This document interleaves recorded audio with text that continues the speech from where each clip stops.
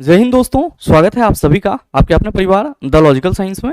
मैं हूं आलोक सिंह आतीश और आज के इस वीडियो सेशन में हम लोग डिस्कस करने वाले हैं मानव नेत्र को। जी हां दोस्तों, जैसा कि आप सबों को मालूम है कि बहुत सारी परीक्षाएं नजदीक है और परीक्षा पे परीक्षा आपका लगातार होगा, तो ऐसे में इंपॉर्टेंट चैप्टर का रिवीजन बहुत ही जरूरी है। और मेरे मित्र, ह्यूमन आई से आपके एग्जाम में एक दो सवाल तो पूछे ही जाते हैं और अगर आपको पूरा कंसेप्ट इसका मालूम नहीं है तो फिर मेरे मित्र वो एक दो सवाल आपके रिजल्ट को प्रभावित करता है। लेकिन घबराने की जरूरत नहीं है, बस बने रहिएगा वीडियो के अंत तक। ह्यूमन आई से संबंधित आपके मन में जो भी समस्या है, जो भी डाउट है, वो आपका आज के इस छोटे से सेशन से पूरी तरीके से समाप्त हो जाएगा। ध्यान में रखिएगा कि जब हम लोग इसके थ्योरेटिकल कंसेप्ट को समझ लेंगे तो फिर साथ ही हम लोग एमसीक्यू भी डिस्कस करेंगे जो आपके रेलवे के रिसेंट एग्जाम में पूछे गए हैं। तो मेरे मित्र, थ्योरी प्लस एमसीक्यू दोनों ही आपका आज के इस वीडियो सेशन से कवर होने वाला है। साथ ही आपकी जानकारी के लिए बताना चाहूंगा कि इस सेशन का जो पीडीएफ है वो आपको कहां मिलेगा, ये हमारे टेलीग्राम ग्रुप से मिल जाएगा, जिसका लिंक इस वीडियो के नीचे डिस्क्रिप्शन में डाल दिया है। आप वहां से जाकर के पीडीएफ को एक्सेस कर सकते हैं। बहरहाल आइए अपने सेशन की शुरुआत करते हैं और देखते हैं एग्जाम रेलेवेंट क्या कुछ सीख पाते हैं। पहला बात तो मेरे मित्र, जब हम लोगों के सामने मानव नेत्र आता है तो सबसे जरूरी चीज ये है कि गुरुजी ये किसके भांति कार्य करता है। तो सेशन को शुरू करने से पहले ही आप सभी ये ध्यान में रखना कि ये जो मानव नेत्र है ये किसके भांति कार्य करता है, कैमरा के भांति कार्य करता है। किसके भांति? कैमरा के भांति कार्य करता है। और मेरे भाई आप सभी ध्यान में रखना कि हमारे पास और भी बहुत सारे अंग हैं, लेकिन आंख जो है उन अंगों में सबसे महत्वपूर्ण माना जाता है। इसलिए माना जाता है क्योंकि मेरे मित्र, किसी भी चीज को बहुत हद तक हम सूंघने छूने से तो पता कर सकते हैं, लेकिन उस चीज का, उस वस्तु का स्वरूप कैसा है बगैर देखे नहीं कह सकते। और मेरे मित्र, जरा सा कल्पना कीजिए उस व्यक्ति के बारे में जिसके पास आंख नहीं होता है, वो इस दुनिया से परिचित ही नहीं हो पाता है। और मेरे मित्र, अगर किसी भी व्यक्ति के पास आंख ना हो तो आप कहेंगे गुरुजी फिर वो इस रंग बिरंगा संसार को देख ही नहीं पाएगा और फिर जो है वो जीवन का कोई पर्पस ही नहीं होता। हाँ, इसको आप अदरवाइज मत लेना, निगेटिव मत लेना कि गुरुजी आंख है या बिना आंख वाले भी बहुत कुछ कर रहे हैं। That's are exception. But whenever we discuss about in our body या ह्यूमन बॉडी की जब भी हम चर्चा करेंगे तो हम ये कहेंगे कि गुरुजी मानव नेत्र जो है वो महत्वपूर्ण अंग है। क्या है? महत्वपूर्ण अंग है, क्योंकि इसके बगैर हम इस रंग बिरंगा संसार को महसूस ही नहीं कर सकते। किसके तरह कार्य करता है? आप कहेंगे कैमरा के भांति कार्य करता है। जिस तरह कैमरा सर किसी भी दृश्य को कैप्चर कर लेता है, आपका आंख भी कुछ ऐसा ही है कि सर वो किसी भी दृश्य को कुछ देर के लिए कैप्चर कर लेता है। तो सवाल यहां पे ये है कि गुरुजी क्या मानव आई के बारे में हमें यही पढ़ना है? बिल्कुल नहीं मेरे मित्र। मानव आई के बारे में जो आपको टॉपिक अपने माइंड में हमेशा याद रखना है वो क्या? तो सर पहला टॉपिक तो है कि आई की बेसिक संरचना आप सबों को मालूम होना चाहिए। ये आंख है, सिर्फ और सिर्फ ऐसे नहीं समझना है। आंख की क्या संरचना है ये आपके एग्जाम में पूछा जाएगा। तो मेरे मित्र, पहला तो हम लोग ये समझेंगे कि आई स्ट्रक्चर क्या होगा, दूसरा एकोमोडेशन कैपेसिटी क्या होती है, तीसरा स्पर्श दूरी की न्यूनतम दूरी क्या होती है, चौथा रोड सेल और कोन सेल क्या होते हैं, पांचवा दृष्टि दोष क्या होता है, छठा दृष्टि निर्बाध क्या होता है। यकीन मानिए इन सभी टॉपिक को अगर आप ढंग से रिवाइज कर लेते हैं तो 1 से 2 नंबर तो आपका आसानी से फिक्स हो जाएगा। अब आप सभी के मन में आएगा कि गुरुजी पहले तो हमें यह समझाओ कि जो आई है इसकी बेसिक संरचना क्या होती है। तो मेरे मित्र, आप सभी ध्यान में रखना कि आंख की बेसिक संरचना आपको कुछ इस तरीके से दिखाई पड़ती है। और आप सभी क्या कहते हैं कि गुरुजी ये लगभग गोलाकार है, और हम सभी कहते हैं आंख जो है वो नेत्र गोलक में होता है। कहां पे होता है? नेत्र गोलक में। और इसका व्यास, आंख का जो नेत्र गोलक है उसका व्यास लगभग कितना होता है? 2.3 सेंटीमीटर। अब सवाल यहां पे ये है कि गुरुजी ये फोटो जो है वो तो हम अपने बुक में लगातार देख रहे हैं, लेकिन आज तक कभी ये हमारे माइंड में सेट ही नहीं हो पाया। तो मेरे भाई परेशान होने की जरूरत नहीं है। ध्यान रखिएगा कि ये जो आंख की संरचना है इसमें कुछ महत्वपूर्ण पार्ट हैं और उसी महत्वपूर्ण पार्ट को आपको समझना है। पहला आपका, हम स्टार्ट कर रहे हैं कहां से? आंख के सबसे बाहरी आवरण से, जिसको मेरे मित्र हम लोग क्या कहते हैं? याद रखिएगा, स्क्लेरा कहते हैं। हम यहीं पे चीजों को लिखने का प्रयास करेंगे ताकि आपको बहुत ज्यादा बर्डन लेने की जरूरत ना लगे। मेरे मित्र ध्यान में रखेंगे कि स्क्लेरा को हम लोग क्या कहते हैं? याद रखिएगा, इसी को हम लोग शुद्ध हिंदी में दृढ़ पटल कहते हैं। क्या कहते हैं इसको हम लोग? स्क्लेरा को शुद्ध हिंदी में दृढ़ पटल कहते हैं। दृढ़ पटल। और ध्यान दीजिए कि जैसा कि इसके नाम में ही दृढ़ पटल लगा हुआ है। क्या लगा हुआ है?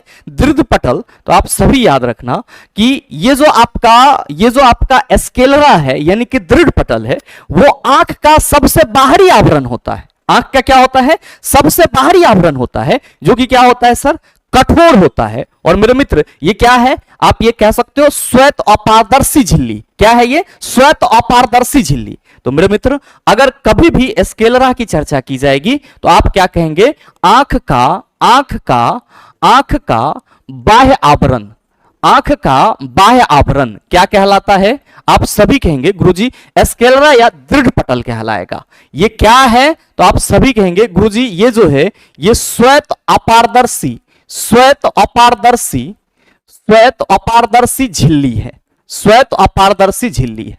तो अगर आपसे यह सवाल कर दिया जाए कि आपके आंख की सबसे बाहरी संरचना, आप कहेंगे स्क्लेरा, जिसको क्या बोलेंगे? दृढ़ पटल। क्या है? तो सर श्वेत अपारदर्शी झिल्ली। आपके मन में आ रहा होगा कि गुरुजी अब हमें ये दिखाओ कि ये स्क्लेरा है कहां पे। तो ध्यान देना यहां पे कि ये जो आप संरचना देख रहे हो चिल्ला, ये वाली जहां पे हमारा मार्कर चल रहा है, ये वाली जो आप संरचना देख रहे हो सर, इसी संरचना जिसको मैं ग्रीन कर रहा हूं, ध्यान से समझना, इसी संरचना को हम लोग क्या कहते हैं? आप सभी याद रखेंगे कि ये जो ग्रीन वाली संरचना मैं यहां पे अंडरलाइन कर रहा हूं, ये ग्रीन वाली संरचना सर, यही ऊपर वाला लेयर क्या है? आप कहेंगे दृढ़ पटल यानी कि स्क्लेरा है। क्या है? दृढ़ पटल यानी कि स्क्लेरा है। अब मेरे मित्र याद रखिएगा कि जैसे ही आप इस दृढ़ पटल को पूरा देखेंगे तो आप कहेंगे गुरुजी ये कुछ इस तरीके से गया है, ये कुछ इस तरीके से गया है, और फिर ये यहां से स्टार्ट हुआ है और फिर ये यहां आया है। ध्यान से देखना कि ऊपर भी सबसे बाह्य आवरण है और नीचे भी ये क्या है गुरुजी? सबसे बाहरी आवरण है। मेरे मित्र यही सबसे बाहरी आवरण क्या हो रहा है? तो आप सभी देख पा रहे होंगे गुरुजी सामने से कुछ उभर सा जा रहा है, सामने से कुछ उभर सा जा रहा है। तो चला जी याद रखिएगा कि ये जो उभरा हुआ भाग है ना, इसी को हम लोग क्या कहते हैं? कॉर्निया कहते हैं। और जो हम लोग कहते हैं कि उसने नेत्रदान किया, तो एक्चुअली नेत्रदान में किसको दान किया जाता है? इसी कॉर्निया को दान किया जाता है। किसको दान किया जाता है? कॉर्निया को दान किया जाता है। और मेरे मित्र ये कॉर्निया है क्या? तो आप कहेंगे गुरुजी दृढ़ पटल का सामने से भाग जो उभरा वाला है वो कॉर्निया है। तो आप यहां पे लिखिए, अगर हम बात करेंगे किसकी? कॉर्निया की। किसकी बात करेंगे? कॉर्निया की। तो आप सभी क्या कहेंगे? आप सभी कहेंगे दृढ़ पटल का या दृढ़ पटल ना याद रहे तो सिंपल याद रख लेना स्क्लेरा। क्या याद रखेंगे? स्क्लेरा का सामने वाला भाग, सामने वाला उभरा भाग। क्यों? तो सर ये उभरा हुआ है इस तरीके से, तो सर स्क्लेरा का जो सामने वाला उभरा भाग है वो क्या कहलाता है? आप याद रखेंगे कॉर्निया कहलाता है। क्या कहलाता है? कॉर्निया कहलाता है। मेरे मित्र कोई दिक्कत नहीं होना चाहिए। अब याद रखिएगा कि सर ये जो हमारा कॉर्निया है, इसी को हम लोग स्वच्छ मंडल के नाम से भी जानते हैं। इसी को हम लोग किस नाम से जानते हैं? स्वच्छ मंडल के नाम से भी जानते हैं। स्वच्छ मंडल के नाम से भी जाना जाता है। स्वच्छ मंडल के नाम से भी जाना जाता है। साथ ही मेरे मित्र ध्यान में रखेंगे कि आंख में जो प्रकाश प्रवेश करती है वो किसके थ्रू? सर इसी कॉर्निया के माध्यम से। तो आपसे अगर आपके एग्जाम में यह सवाल पूछ लिया जाए कि आंख में प्रकाश का प्रवेश कहां से होता है, आंख में प्रकाश का प्रवेश कहां से होता है, आप सभी कहेंगे आंख में प्रकाश का एंट्री यानी कि प्रवेश कॉर्निया के थ्रू होता है। किसके थ्रू होता है? कॉर्निया के द्वारा होता है। कॉर्निया के द्वारा होता है। क्या यह चीज आपका क्लियर है? ये 2 पॉइंट क्लियर हुए कि अगर आपसे कोई पूछे कि ये बताओ कि आंख का बेसिक संरचना क्या है, तो आप कहेंगे गुरुजी जो आंख का सबसे बाहरी आवरण है वो स्क्लेरा कहलाएगा, जो कि श्वेत अपारदर्शी झिल्ली होती है। और यही श्वेत अपारदर्शी झिल्ली जब सामने आकर के उभर जाती है तो इसको हम लोग क्या कहते हैं? कॉर्निया कहते हैं या स्वच्छ मंडल, जिसके थ्रू क्या होता है? आंख में प्रकाश का प्रवेश होता है। याद रखिएगा कि नेत्रदान में क्या किया जाता है? आंख का कौन सा भाग नेत्रदान किया जाता है? तो आप सभी कहेंगे नेत्रदान में यूज किसका होता है? आप कहेंगे कॉर्निया दान किया जाता है। क्या दान किया जाता है? कॉर्निया दान किया जाता है। तो ये 2 डायग्राम, 2 स्ट्रक्चर तो आप समझ गए। अब मेरे मित्र तीसरे पे आना आप यहां पे कि तीसरा आप यहां देख रहे हो कि गुरुजी ये कोराइड लिख रहा है, यहां कोराइड लिख रहा है, ये क्या होगा? तो ध्यान देंगे रेटिना आप सबों को मालूम है कि आंख में प्रतिबिंब कहां बनेगा? रेटिना पर बनेगा। चर्चा कोराइड की अगर करें तो याद रखिएगा कि आप देख रहे होंगे कि कोराइड में जो एरो लगा हुआ है वो सर इस ब्लैक वाले जगह पे लगा हुआ है। तो सर श्वेत पटल के नीचे जो काला वाला आवरण है, इसको हम लोग क्या कहते हैं? रक्त पटल कहते हैं। क्या कहते हैं? रक्त पटल कहते हैं। तो याद रखिएगा कि कोराइड को हम लोग क्या कहते हैं? आप सभी कहेंगे रक्त पटल। क्या कहते हैं इसको? रक्त पटल। और ये क्या करता है? तो मेरे मित्र, आंख में जो प्रकाश अपवर्तित होता है उसके सर आंतरिक परावर्तन को रोकता है। यानी कि आंख में प्रकाश के आंतरिक परावर्तन को रोकने का काम कौन करता है? रक्त पटल यानी कि कोराइड करता है। तो लिख लो चला, लिख लो इसको। क्या आप सभी लिखेंगे कि आंख में प्रकाश के आंतरिक परावर्तन को रोकता है। आंख में प्रकाश के आंतरिक परावर्तन को रोकता है। कौन रोकता है? आप सभी कहेंगे गुरुजी कोराइड। कौन रोकता है? कोराइड यानी कि रक्त पटल रोकता है। अब मेरे मित्र रेटिना, तो ये वाला जो आप संरचना देख रहे हैं, पीला पीला सा संरचना देख रहे हैं चला, इसी को हम लोग क्या कहते हैं? रेटिना कहते हैं। और इमेज आंख में कहां बनता है? तो यहीं बनता है। इमेज यहीं बनता है। कहां? रेटिना पर। इमेज कहां बनता है? आप सभी याद रखेंगे गुरुजी रेटिना पर बनता है। अब ये जो हम लेंस की बात कर रहे हैं मेरे मित्र, ये लेंस क्या है? तो आप सभी कहेंगे गुरुजी ये तो हम सभी आसानी से समझ रहे हैं, इसको हम लोग क्रिस्टलीय लेंस बोलते हैं। ये क्या है? क्रिस्टलीय लेंस। अब मेरे भाई ध्यान देना कि इस लेंस के आगे आपको दो संरचनाएं दिख रही है।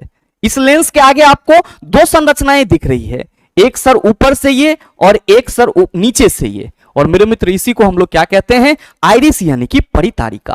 तो आप सभी ध्यान में रखना कि अगर आपसे कभी आइरिस की बात करी जाए, परितारिका की बात करी जाए, तो आप सभी क्या देख रहे हैं कि गुरुजी ये जो आइरिस है ये कॉर्निया के पीछे है और कैसा है? रंगीन। तो आप ध्यान में रखेंगे कि कॉर्निया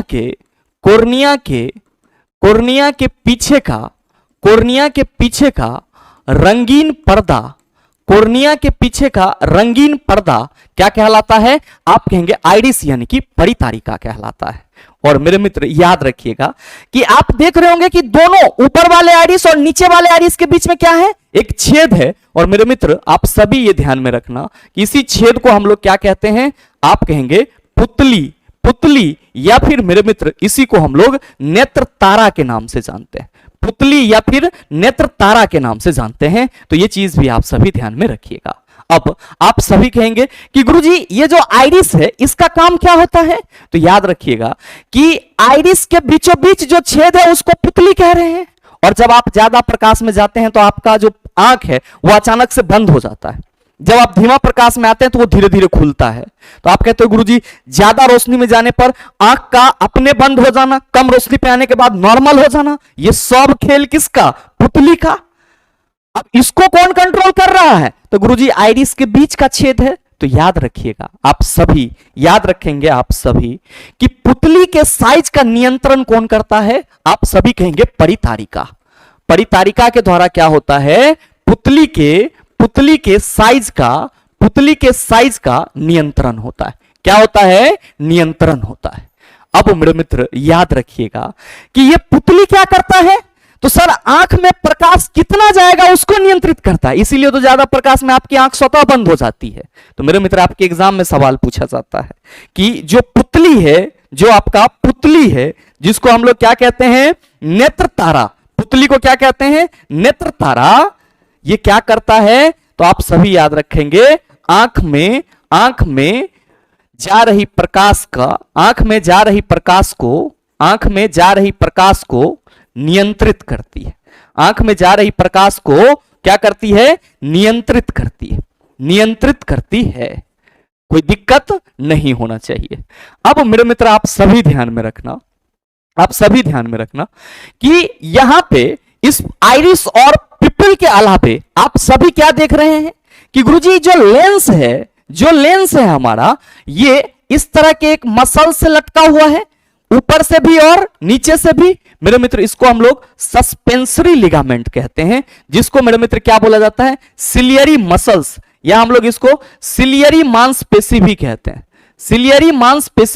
हैं। और मेरे मित्र ये सिलियरी मांसपेशी क्या करती है? सर लेंस को लटकाए रखती है और लेंस के फोकस दूरी को बदलने में, घटाने बढ़ाने में सर ये सिलियरी मसल्स बहुत मदद करती है।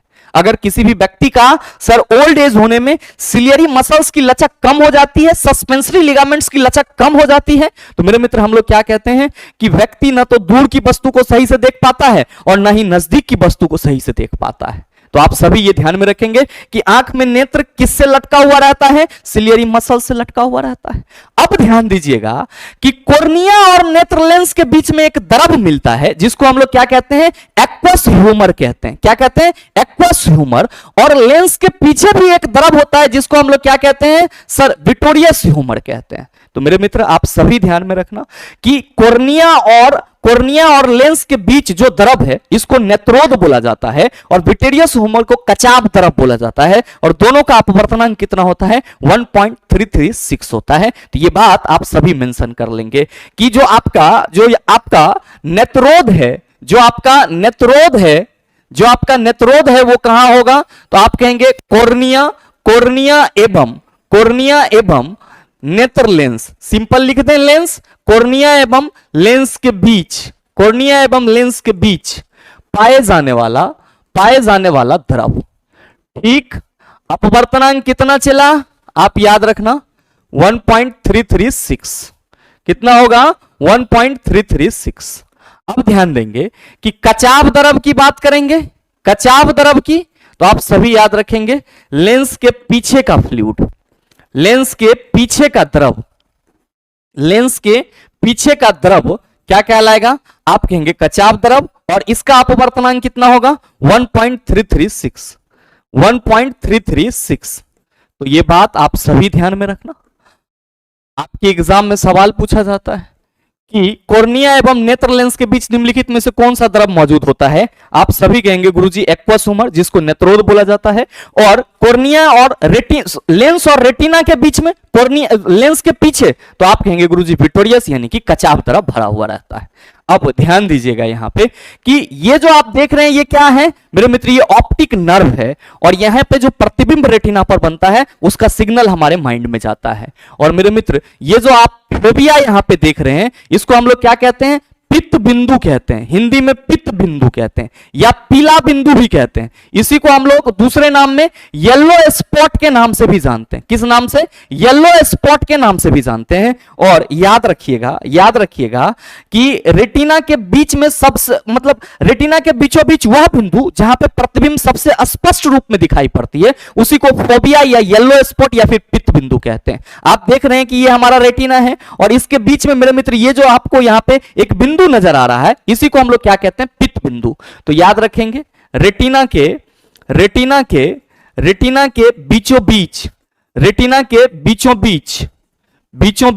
वह बिंदु, रेटिना के बीचों बीच वह बिंदु जहां इमेज सबसे स्पष्ट दिखता है, क्या कहिएगा सर जी? येलो स्पॉट या फिर पित्त बिंदु कहलाता है। मेरे भाई जब भी आप आई के स्ट्रक्चर की बात करेंगे तो इतना बेसिक तो आपको आना ही आना चाहिए, और इसमें कुछ नहीं है, एक एक करके अगर आप देखेंगे तो आपका पूरा का पूरा क्लियर हो जाएगा। आप कहेंगे गुरुजी चलो स्ट्रक्चर तो हमने समझ लिया। अब मेरे भाई आप सभी ध्यान में रखना कि आई स्ट्रक्चर के बाद जो सबसे इंपॉर्टेंट चीज है वो क्या है? समंजन क्षमता। तो आइए हम लोग समंजन क्षमता को भी डिस्कस करते हैं। यहां पे समझना सिर्फ इसको याद रखेंगे। एकोमोडेशन कैपेसिटी इसको हम लोग इंग्लिश में बोलते हैं। एकोमोडेशन कैपेसिटी क्या कहते हैं सर? समंजन क्षमता कहते हैं। चला क्या होता है? तो आप सबों को मालूम है कि गुरुजी अगर हमारा आंख है तो ये आंख जो है ये दूर की वस्तु को भी देखेगा और नजदीक की वस्तु को भी देखेगा। अब मेरे मित्र दूर की वस्तु और नजदीक की वस्तु को देखने के लिए आंख को अपने फोकस दूरी को क्या करना होता है? आप सभी याद रखेंगे सर, कंट्रोल करना होता है, बढ़ाना या घटाना होता है। तो दूर रखी वस्तु और सर निकट रखी वस्तु को, दूर रखी वस्तु और निकट रखी वस्तु को आंख के द्वारा फोकस दूरी को बदल कर देखने की जो घटना है या जो क्षमता है वो क्या है? आंख की सर समंजन क्षमता यानी कि एकोमोडेशन कैपेसिटी कहलाता है। तो आपके एग्जाम में ये सवाल पूछा जाता है कि आंख द्वारा दूर रखी वस्तु और नजदीक रखी वस्तु को फोकस दूरी बदल कर देखने की क्षमता क्या कहलाती है? आप कहेंगे समंजन क्षमता कहलाती है। तो लिख लें इसको हम लोग, क्या लिखेंगे? आप सभी लिखेंगे कि आंख द्वारा दूर रखी आंख द्वारा दूर रखी एवं एवं निकट रखी निकट रखी निकट रखी वस्तु को वस्तु को वस्तु को अपनी अपनी फोकस दूरी बदल बदल कर अपनी फोकस दूरी बदल बदल कर बदल बदल कर बदल बदल कर स्पष्ट रूप से देखने की क्षमता स्पष्ट रूप से देखने की क्षमता क्या कहलाएगी? आप कहेंगे एकोमोडेशन कैपेसिटी ऑफ द आई कहलाएगी। आंख द्वारा दूर रखी एवं निकट रखी वस्तु को अपनी फोकस दूरी बदल बदल कर स्पष्ट रूप से देखने की क्षमता आप कहेंगे समंजन क्षमता यानी कि एकोमोडेशन कैपेसिटी कहलाएगी। याद रखिएगा कि जो नेत्र लेंस होता है चिला, आप सभी ने अभी जस्ट देखा है कि ये हमारे नेत्र गोलक में लटका हुआ रहता है किसके सहारे? सिलियरी मसल्स के सहारे। किसके सहारे चला? सिलियरी मसल्स के सहारे।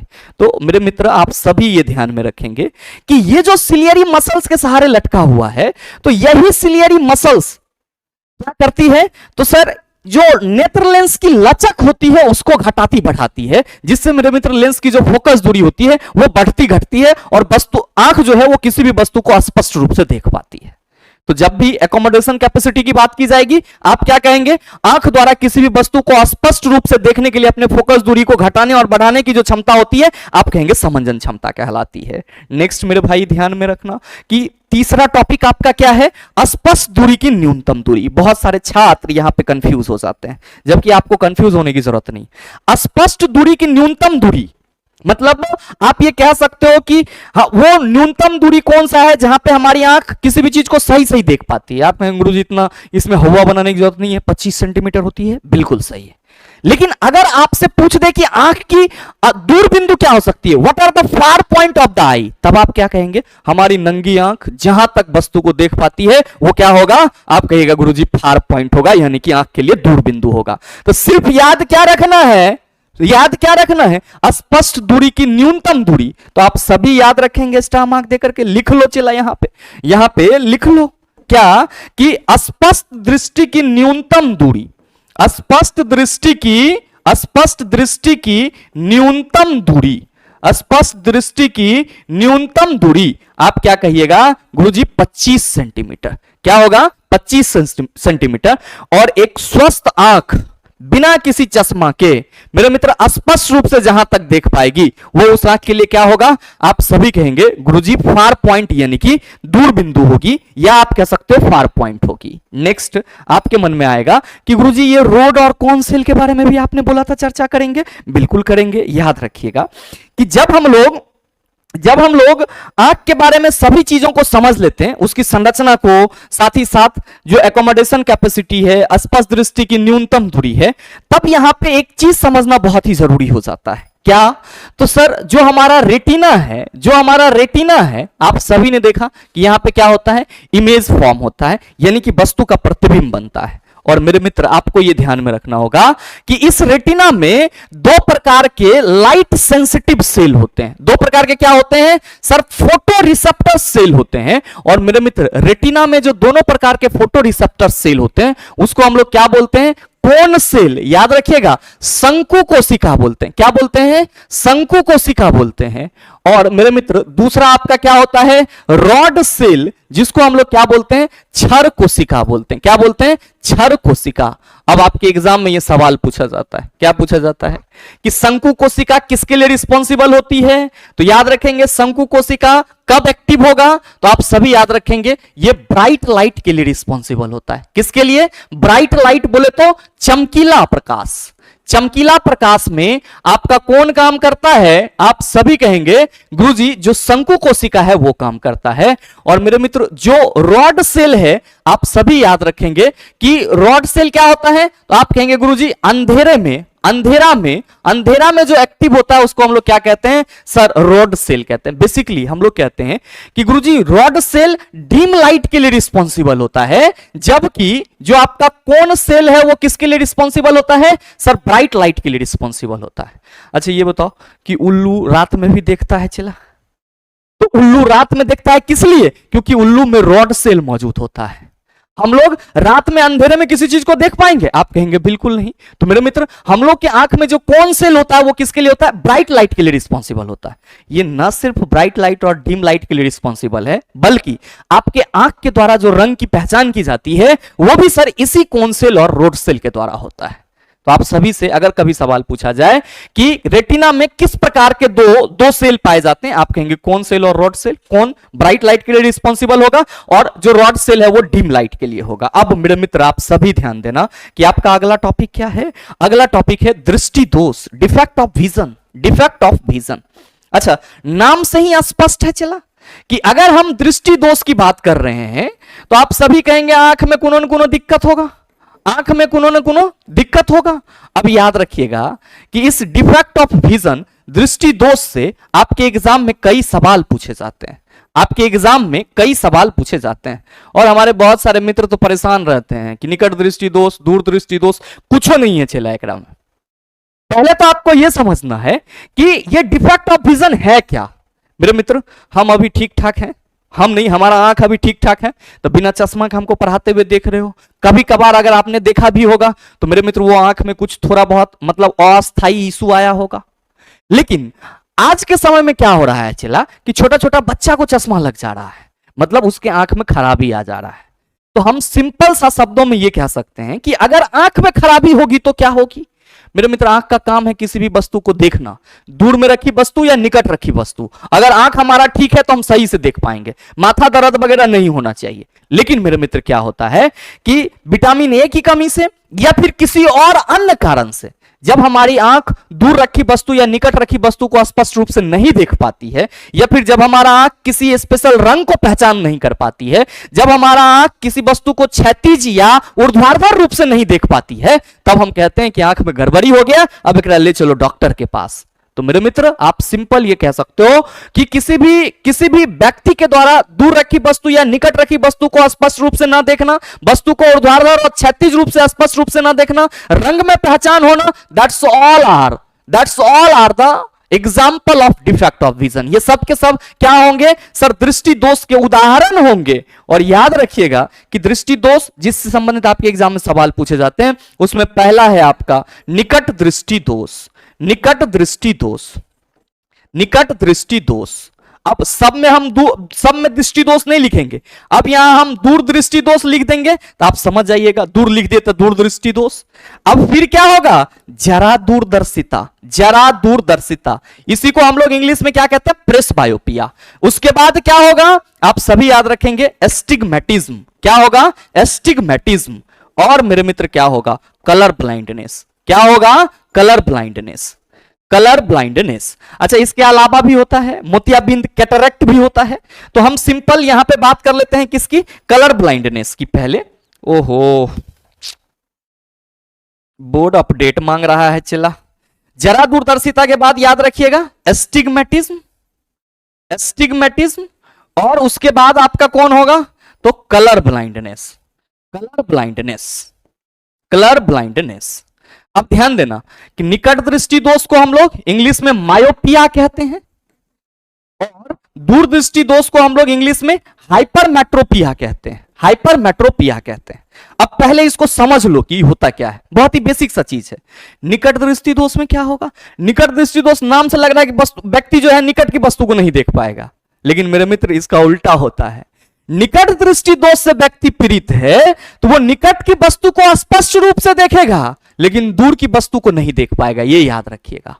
अब अगर व्यक्ति दूरदृष्टि से पीड़ित है तो यहां पे भी उल्टा होगा, वो सर दूर की वस्तु को स्पष्ट रूप से देख पा रहा होगा लेकिन निकट की वस्तु को स्पष्ट रूप से नहीं देखेगा।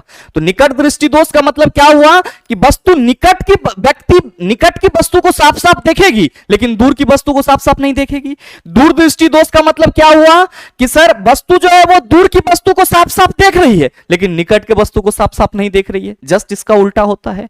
अब जरा दूरदर्शिता, इसको इंग्लिश में प्रेस प्रेस बायोपिया कहते हैं। और चिल्ला जी याद रखिएगा, जब ओल्ड एज आता है यानी कि आप कह सकते हो बुढ़ापा आता है, तो हमारे आंख की जो सिलियरी मसल्स होती है, जो लेंस को सर क्या किए हुए रखती है, टांगे रखती है, उसकी लचक कम हो जाती है, जिस वजह से मेरे मित्र जो नेत्र लेंस है उसको अपने फोकस को बदलने में कठिनाई महसूस होती है। नेत्र लेंस अपने फोकस दूरी को बदल नहीं पाता है, जिसके कारण ना तो वो दूर की वस्तु को स्पष्ट रूप से देख पाती है, ना ही नजदीक की वस्तु को स्पष्ट रूप से देख पाती है। और इसी को हम लोग क्या कहते हैं, जरा दूरदर्शिता यानी कि प्रेस बायोपिया कहते हैं।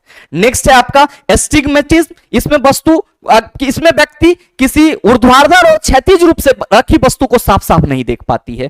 कलर ब्लाइंडनेस में मेरे मित्र वस्तु जो है वो व्यक्ति जो है वो रंग का पहचान नहीं कर पाती है, खास करके लाल और हरे रंग की पहचान नहीं कर पाती है। और मेरे मित्र अगर आपको कलर ब्लाइंडनेस है तो रेलवे में नौकरी आपका नहीं हो सकता है, ये बात ध्यान में रखिएगा।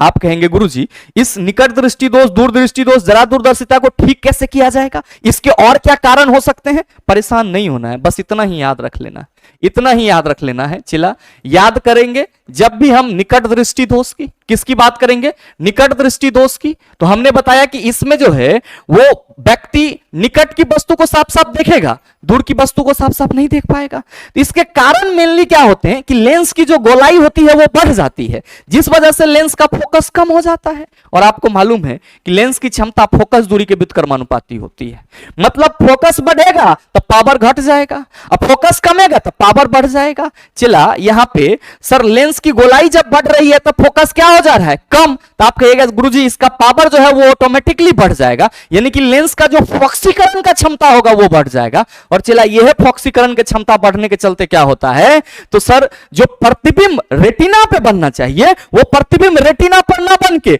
रेटिना से पहले बन जाता है, प्रतिबिंब रेटिना पे ना बन के रेटिना से पहले बन जाता है। और मेरे मित्र फिर हमको क्या लेना होता है, अवतल लेंस लेना होता है। और जब हम लोग अवतल लेंस लगाते हैं तब प्रतिबिंब हमारा कहां बनता है, रेटिना पर बनता है। तो आप याद रखेंगे कि निकट दृष्टि दोष के केस में, निकट दृष्टि दोष के केस में, निकट दृष्टि दोष के केस में इमेज रेटिना से पहले बनता है। कहां से, रेटिना से पहले बनता है, रेटिना से पहले बनता है। क्यों पहले बनता है, क्योंकि लेंस की फोक्सीकरण क्षमता बढ़ गई है, तो लेंस सोचता है कि हमारा फोकस पॉइंट यही है, यहीं पे कर दो। लेकिन मेरे मित्र ये क्या है, आप कहेंगे एक प्रकार का दोष है। तो निकट दृष्टि दोष के केस में इमेज रेटिना से पहले बनता है। उपचार कैसे किए, तो आप कहिएगा गुरुजी तो लग रहा है अवतल लेंस जैसे, अवतल लेंस जैसे, तो हड़बड़ाना नहीं है। याद रखना हमेशा क्या कि निकट में 1, 2 और 3, निकट में 3 शब्द, अवतल में 1, 2, 3 और 4, उत्तल और अवतल का खेला होना है।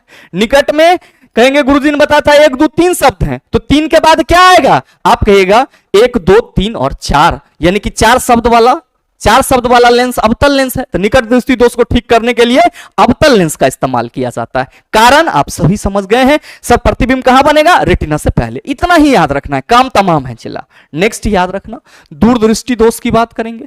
किसकी, दूरदृष्टि दोष की। इसको हाइपरमेट्रोपिया कहते हैं या लॉन्ग साइटेडनेस कहते हैं। दूरदृष्टि दोष में क्या होगा, व्यक्ति सर दूर की वस्तु को तो साफ साफ देखेगा, नजदीक की वस्तु को साफ साफ नहीं देख पाएगा। रीजन क्या होता है मेरे मित्र, जो इसमें प्रतिबिंब बनता है वो रेटिना के बाद बनता है, रेटिना के पीछे। इसका कारण यह है कि लेंस की गोलाई कम हो जाती है, जिस वजह से इसका फोकस बढ़ जाता है। और जाहिर सी बात है कि P is inversely proportional to the focal length of the lens. तो आप सभी कहेंगे कि फोकस दूरी बढ़ेगी तो क्षमता ऑटोमेटिकली घट जाएगी। अब लेंस की फोक्सीकरण क्षमता घट गई तो लेंस को पता ही नहीं चलता है कि हमारा जो नियर बिंदु है उसको फोकस कहां पे करें। ये क्या कर देता है, उसको फोकस रेटिना के पीछे कर देता है। तो मेरे मित्र दूरदृष्टि दोष के केस में, दूरदृष्टि दोष के केस में क्या होता है, आप सभी याद रखिएगा कि इमेज रेटिना के पीछे बनता है, इमेज रेटिना के पीछे बनता है, ये बात ध्यान में रखेंगे। और इसका उपाय क्या है, चला इसको ठीक करने का उपाय, तो आप कहिएगा गुरुजी देख रहे हैं यहां उत्तल लेंस लगाया गया है, तब बिल्कुल याद रखिएगा कि ये जो लेंस है हमारा, ये क्या है, उत्तल लेंस। क्या है, उत्तल लेंस। और क्या कहिएगा कि गुरुजी इसमें 1 और 2 शब्द हैं, दूरदृष्टि दोष में दूर में 2 शब्द और 3 शब्द वाला लेंस, आप कहिएगा 1, 2, 3, तो याद रखने की जरूरत है। चला निकट दृष्टि दोष अवतल लेंस। सर दूरदृष्टि दोष उत्तल लेंस। अच्छा मालूम होना चाहिए, उत्तल लेंस को क्या कहते हैं? अभिसारी लेंस। अवतल लेंस को अपसारी लेंस। तो अगर आपसे सवाल पूछ लिया जाए कि निकट दृष्टि दोष को ठीक करने के लिए निम्न में से किस लेंस का इस्तेमाल किया जाता है, ऑप्शन है अपसारी, अभिसारी, अतिसारी, नन ऑफ दीज, क्या कहिएगा? अवतल लेंस की प्रकृति अपसारी होती है, तो हम ये कहेंगे कि गुरुजी अपसारी लेंस को ठीक, अपसारी लेंस जो है वो निकट दृष्टि दोष को ठीक करने में किया जाता है यूज, और अभिसारी लेंस का उपयोग हम लोग कहां करते हैं? आप कहेंगे गुरुजी दूरदृष्टि दोष में करते हैं। रीजन क्या है आप सभी देख पा रहे हैं। अब याद रखिएगा कि तीसरा होता है आपका प्रेस बायोपिया। क्या होता है? प्रेस बायोपिया। मेरे मित्र इसको हम लोग क्या कहते हैं? जरा दूरदर्शिता। जरा दूरदर्शिता। याद रखेंगे कि इसमें व्यक्ति ना तो दूर की वस्तु को साफ साफ देख पाता है, ना तो दूर की वस्तु को साफ साफ देख पाता है, और न ही नजदीक की वस्तु को, न ही नजदीक के वस्तु को। और चला याद रखना कि प्रेस बायोपिया का उपचार क्या है? Bifocal lens. प्रेस बायोपिया का उपचार क्या है? बाइफोकल लेंस, यानी कि द्विफोक्सी लेंस का इस्तेमाल कहां किया जाता है? आप कहेंगे प्रेस बायोपिया में।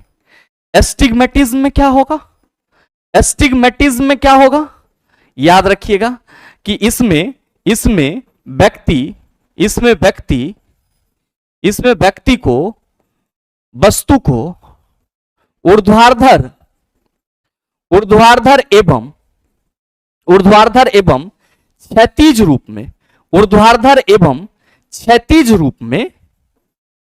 रूप में देखने में कठिनाई होती है। ठीक। अब ध्यान देना कि अगला जो है वो आपका क्या है? अगला है कलर ब्लाइंडनेस, जिसको हम लोग वर्णांधता भी कहते हैं। और मेरे मित्र इसमें सर व्यक्ति को विशेष रंग की पहचान नहीं हो पाती है। व्यक्ति को विशेष रंग की पहचान नहीं हो पाती है। और चला जी याद रखिएगा कि जो रंग होता है खास करके स्पेशली अगर हम लोग बात करें तो लाल एवं हरा रंग की पहचान व्यक्ति जो है वो खो देता है। तो ये ध्यान में रखिएगा। दृष्टि दोष से संबंधित आपके एग्जाम में सवाल पूछे जाते हैं, तो ये बहुत ही जरूरी है। तो मेरे मित्र जो हम लोग का टॉपिक था रोड सेल और कॉन सेल, स्पर्श दूरी की न्यूनतम दूरी और दृष्टि दोष, ये आपका पूरा क्लियर हो गया। अब ध्यान दीजिएगा कि एक टॉपिक आपका है दृष्टि निर्बांध, जिसको हम लोग क्या कहते हैं? प्रिसिस्टेंस ऑफ विजन कहते हैं। क्या कहते हैं चला? प्रिसिस्टेंस ऑफ विजन।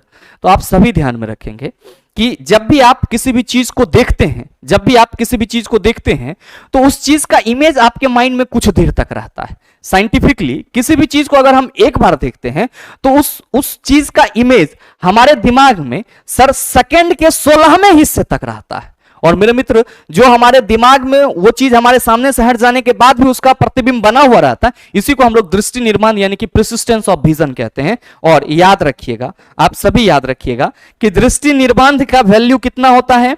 आप सभी कहेंगे दृष्टि निर्बांध यानी कि प्रिसिस्टेंस ऑफ विजन का जो वैल्यू है वो सर 1/16 सेकेंड है, यानी कि 1/16 सेकेंड आप कह सकते हैं। तो दृष्टि निर्माण क्या है? किसी भी वस्तु को देखे और उसका इमेज आपके माइंड में कितना देर तक है, उसी को हम लोग दृष्टि निर्माण यानी कि प्रिसिस्टेंस ऑफ विजन कहते हैं। तो मेरे मित्र मेरे ख्याल से ये पूरा टॉपिक आपका क्लियर हो पाया होगा कि स्ट्रक्चर क्या होता है, समंजन क्षमता क्या है, स्पर्श दूरी की न्यूनतम दूरी, रॉड सेल और कॉन सेल, दृष्टि दोष, दृष्टि निर्बांध। और मेरे मित्र आपके एग्जाम में इस पूरे टॉपिक से सवाल देखने को मिलते हैं। आप कहेंगे कैसे सवाल देखने को मिलते हैं गुरुजी? तो पहला क्वेश्चन आपके सामने है कि किसी व्यक्ति के निकट दृष्टि दोष को सुधारने हेतु किस लेंस का प्रयोग किया जाता है? मेरे मित्र निकट क्या कहिएगा कि गुरुजी निकट में तो अवतल लेंस आएगा, और अवतल लेंस के बारे में अभी आपने बताया कि ये जो है ये अपसारी नेचर का होता है? तो सही आंसर चला ऑप्शन नंबर ए हो जाएगा। नेक्स्ट देख लेना क्वेश्चन नंबर 2 कि यदि किसी व्यक्ति को दूर की वस्तुएं स्पष्ट रूप से दिखाई नहीं देती है, ध्यान देना, दूर की वस्तु स्पष्ट रूप से दिखाई नहीं दे रही है, तो कौन सा दृष्टि दोष होगा और इसे कैसे सही किया जाएगा? तो आप कहिएगा दूर की वस्तु नहीं दिखाई दे रही है, निकट का दिख रहा है, तो व्यक्ति निकट दृष्टि दोष से पीड़ित है और निकट दृष्टि दोष को ठीक करने के लिए हम लोग अवतल लेंस का इस्तेमाल करते हैं। तो पहला ऑप्शन में है निकट दृष्टि दोष और उत्तल लेंस का उपयोग करके, ना, निकट दृष्टि दोष और अवतल लेंस का उपयोग करके बिल्कुल right answer of this question is option number B. Next सवाल मेरे भाई क्वेश्चन नंबर 3 कि निकट दृष्टि दोष को डैश भी कहा जाता है, हाइपरमेट्रोपिया, मायोपिया, प्रेस बायोपिया। कहिएगा निकट दृष्टि दोष, गुरुजी ये मायोपिया हो जाएगा, दूर दृष्टि दोष हाइपरमेट्रोपिया, प्रेस बायोपिया जरा दूरदर्शिता। अगला क्वेश्चन नंबर 4 कि दो फोकस दूरी वाले लेंस का उपयोग डैश से पीड़ित व्यक्ति द्वारा किया जाता है, मायोपिया और हाइपरमेट्रोपिया, मायोपिया या हाइपरमेट्रोपिया, मायोपिया लेकिन हाइपरमेट्रोपिया नहीं, हाइपरमेट्रोपिया लेकिन मायोपिया नहीं। क्या देखा है आपने कि जरा दूरदर्शिता में ना तो व्यक्ति दूर की वस्तु को साफ साफ देखागा, ना ही निकट की, तो आप कहेंगे सर इसको बाइफोकल लेंस की जरूरत होती है, एक उत्तल और एक अवतल, यानी कि दोनों ही लेंस चश्मा में लगा हुआ रहता है। तो हम ये कहेंगे कि गुरुजी हमारे ऑप्शन में जो मायोपिया और हाइपरमेट्रोपिया दिया हुआ है, अगर ये दोनों ही रोग किसी व्यक्ति को हो जाता है तो हम कहते हैं कि व्यक्ति किससे पीड़ित है? जरा दूरदर्शिता से। कैसे ठीक होगा? डबल फोकस दूरी वाला लेंस, डबल फोकल वाला लेंस लगाओ। नेक्स्ट 5 पूछा जा रहा है कि मानव आंख में मौजूद डैश अंडाकार स्थान सर्वोत्तम दृष्टि क्षेत्र होता है, पीला, सफेद, हरा, नीला। मेरे भाई ये आपका एनटीपीसी 2021 में सवाल पूछा गया है। क्या कहोगे? अभी आपने बताया है कि रेटिना के बीचों बीच एक आपका क्या होता है सर, मतलब गड्ढा या छिद्र जैसा स्पेस होता है जहां पे जो प्रतिबिंब बनता है वो सबसे स्पष्ट रूप में दिखाई पड़ता है, जिसको हम लोग येलो स्पॉट, पित्त बिंदु, फोबिया या फिर मैकुला के नाम से जानते हैं। तो मेरे मित्र सही आंसर आपका क्या हो जाएगा? आप कहेंगे ऑप्शन नंबर ए हो जाएगा।